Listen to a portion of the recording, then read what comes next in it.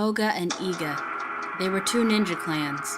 For 1,000 years they feuded with one another. Both clans were originally from the same tribe. The story starts out at the most ugly people in Japan group meeting, apparently, where the leaders of two rival ninja clans, Iga and Koga, have been called before the local shogun. Each brought a member of their clan to test their strength and superhuman powers against the other one. Meanwhile, back on the borders of the two tribes' land, we meet the hero and heroine of this tale, Koga Gennosuke and Iga Oboro. They are to be wed as a way to combine the two clans and to erase centuries of violence. Little does the couple know that their hope for peace is about to be shattered. And it's all because the Tokugawa family, who is currently ruling the Edo castle, is having trouble deciding who the next leader will be, the elder brother Takachiyo or the younger brother Konachiyo. The shogun has each clan represent one brother, Iga with the elder and Koga with the younger. Giving them each a scroll with 10 members of each clan written on it, he tells them to eliminate each person on the list from the opposing tribe, leaving the last clan standing the victor, along with the brother they represent. The Tokugawa brothers never make an appearance, and are really just a means for the other two tribes to attack each other and beat each other up and get all like, so it is good to remember that the two brothers are just a justification for the two tribes to go full on with each other, as both tribes are really just looking for an excuse to do so, though it's easy to forget this with all the other mini plots going on. The main plot being the struggle that goes on between Gennosuke and Oboro, who are now forced to choose between their clans and each other. It's one of those plots where you find yourself thinking, no, you fool! She didn't do that! Don't listen to them! You stupid, stupid man!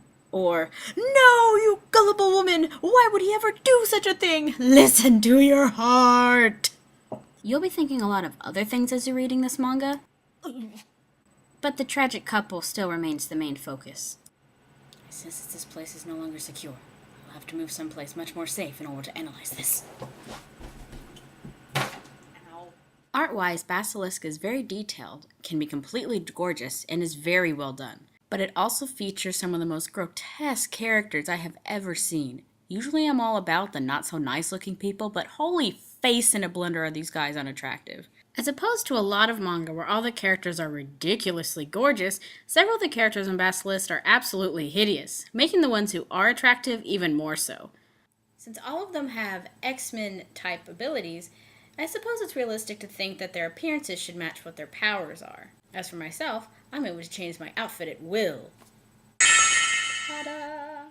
Except, of course, for the women. Since all of them are, nice looking. With all those grody men about, some lovely ladies are definitely needed to break it up. In my last review of JoJo's Bizarre Adventure, I said I stopped reading it because of all the blood and guts. No!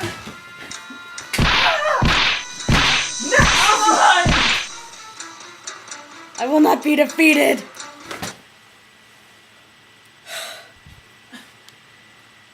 Saying I didn't have the stomach for it.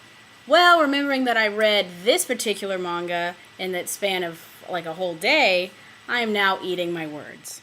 And though I haven't read all the way through JoJo's, I would have to say that Basilisk could probably give it a run for its money in terms of absolute, gut-wrenching, cookie-chunking violence. I had no idea there were so many different ways to kill a person. And I watch Law & Order. Honestly, if you can't handle terrible bloody deaths, do not read Basilisk. I was really only able to get through all of that because I became instantly attached to Oboro and Gennosuke, who are beacons of light in a dark den of snakes. Y'all party too hard. You! No, keep turning me a pit of snakes, you devil! Next time! All of the characters are fascinating, but only a select few get much development since, spoiler, several get killed off rather quickly. Because all of them have ridiculous powers, which are fun to guess, it's nearly impossible to tell who will win each fight that occurs. Which is pretty much what this whole story is, fight after fight after fight. There are times of talking which are needed to help move the plot along, but even then you're biting your nails, wondering who's gonna get murdered next. Seriously, peeps be getting deep sixed. Is that a mailbox? Next time. Jeez, is there any safe place in this house? Still, since you don't get much background on a lot of the characters, and really only see them trying to viciously kill each other, it's hard to feel very much whenever they get cut down. Basically, how I describe Basilisk to my friends is that it's Romeo and Juliet, Hamlet, Naruto, and Samurai X all rolled into one. It is a violent tale of star-crossed lovers full of murder, loyalty, betrayal, revenge, and unstoppable love. For as many terrible things that the two clans do to one another, Oboro and Gennosuke continue to strive for peace, and for one another. Even in their darkest hour, these two prove how deep their love really is. Love truly does conquer all.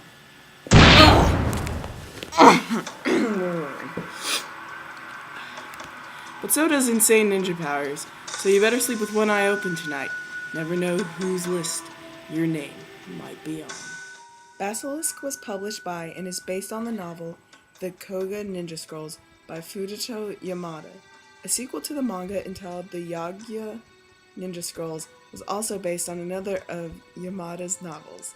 An anime adaptation produced by Gonzo Studios has also been released. Well, I guess the shoe didn't fit.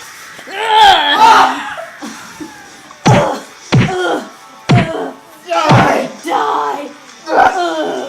That is such a terrible joke!